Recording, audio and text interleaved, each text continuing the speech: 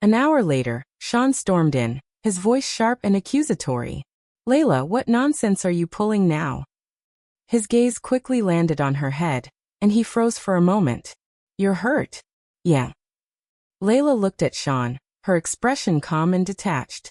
I was in a rear-end collision yesterday and ended up in the hospital.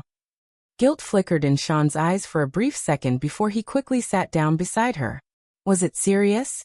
Is that what you wanted to talk to me about yesterday? Just a minor injury. Without a word, Layla shifted slightly away from him and spoke slowly. I'm serious about breaking off the engagement. And about the company shares. I want my portion back. Outsiders might not know, but Sean was well aware. The Perry family had never thought much of him, a mere illegitimate child. His entrepreneurial success over the years was largely thanks to Layla's initial funding and behind-the-scenes support. To help him project the image of a capable and promising young man, Layla had never revealed the extent of her involvement in his success. Right now, it was a crucial moment in his fight to secure the Perry family inheritance. He couldn't afford for anything to go wrong with the company. Thinking of this, Sean frowned deeply. Layla, stop joking around. Layla looked straight into Sean's eyes and repeated, emphasizing each word. I'll say it again, I'm serious. Sean prided himself on knowing Layla better than anyone else, but now, he couldn't read her at all. Layla, are you mad at me because I wasn't with you yesterday? Fine, I'll stay with you at home today. Were you really at the office yesterday? Layla cut him off. I called Carl, and he said you weren't there after lunch. Sean was rendered speechless for a moment. His heart sank and he instinctively tried to explain. I went out for inspections. Carl must have forgotten. Is that so? Layla said lightly. I never actually asked Carl. Sean shot to his feet. Are you trying to mess with me? If you've got nothing to hide, why would it feel like I'm messing with you? Layla countered. You. Sean wasn't a fool. He had a vague sense that Layla knew something. What exactly did I do wrong? Just tell me directly. This roundabout nonsense is pointless. Sean pinched the bridge of his nose, looking frustrated. Layla, we're supposed to spend the rest of our lives together. You can't keep being so unreasonable. You're only making things harder for both of us. Layla didn't respond. She simply looked at him calmly. This was the same man who had once held her in his arms, laughing as he encouraged her to be as wild and carefree as she pleased, saying that was what made her so lovable. It turned out that a man's patience wasn't endless. If he wasn't giving it to her, he was giving it to someone else. Under her unyielding gaze, Sean grew increasingly uneasy. Thinking it over, he decided to lower his tone. Layla, stop making a fuss, okay? Tell me what you want. I'll give you anything. Do you like Xena? The sudden question stopped Sean in his tracks. Once he regained his composure, he quickly refuted. What nonsense are you spouting? Xena is your sister.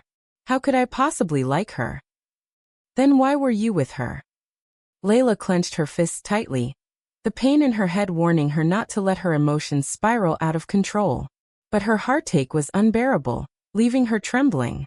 She stared at Sean persistently. Why did you lie to me? Why does it have to be Xena?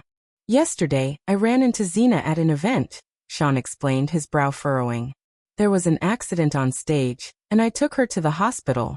That's all. Believe it or not. It was Xena who was concerned about your feelings and worried you'd misunderstand, so she asked me to keep it from you. Sean's voice grew harsher. And to think I even told her your understanding and wouldn't get jealous over something so ridiculous. Turns out she wasn't wrong to worry. Layla, you need to stop targeting Xena. She's your sister. What good does it do you to keep going after her? His tone grew colder. Now you're even doubting me and her? Don't be ridiculous. You should calm down. Sean turned and walked away, leaving her with one last sentence. As for breaking off the engagement, I'm pretending I never heard that. Layla watched as he strode off, her head pounding so violently she didn't even have the strength to call after him. Damn it. This illness is such a nuisance, she fumed. It wasn't just Sean. Everyone who received her message assumed Layla was just acting out. The entire day, her phone was bombarded with calls until it finally died. She didn't answer a single one.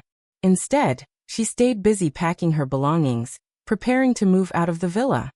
Meanwhile, Sean entered the hospital room where Layla's parents were waiting anxiously. "Sean, what's the meaning of Layla's message? Did something happen between you two?"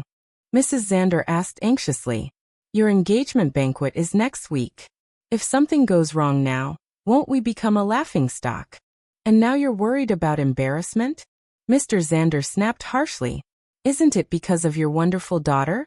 She does nothing but cause trouble and never gives us a moment of peace. How is that my fault?" Mrs. Xander muttered defensively. "She grew up in that kind of family. What good could you expect from her?" "This is on me," Sean interrupted, glancing helplessly at Xena, who was lying in the hospital bed. "She saw me bringing Xena to the hospital yesterday. I should have explained it to her sooner." "Ridiculous," Mrs. Xander fumed. "Xena got hurt, and you brought her to the hospital. That's perfectly reasonable. Layla not caring about her sister is bad enough, but to go so far as..." She trailed off, finding it too embarrassing to continue. Having such a jealous daughter was truly shameful. "Mom, don't be mad at my sister. This is my fault too," Xena said softly, biting her lip. "I shouldn't have let Sean take me here. There were so many staff members on site." As she spoke, Xena turned to Sean with a worried expression. "Sean, this has escalated so much that Layla wants to call off the engagement. What are we going to do?"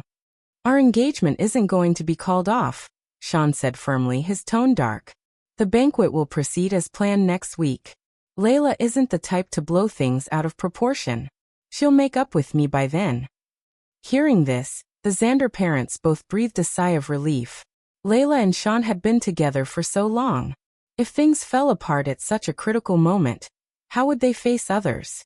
Besides, Sean had a strong chance of inheriting the Perry family fortune. Such a valuable son-in-law couldn't be allowed to slip through their fingers. For a moment, everyone in the room was lost in their own thoughts, too preoccupied to notice the fleeting look of resentment in Xena's eyes. Layla found out that the engagement banquet was still on 3 days later. By then, she had already moved out of the villa and into an apartment in the city center. She was lounging on her sofa, binge-watching a drama, when the host of the engagement banquet called her. After hanging up, Layla raised her hand to rub her temples. Sean was still the same as ever.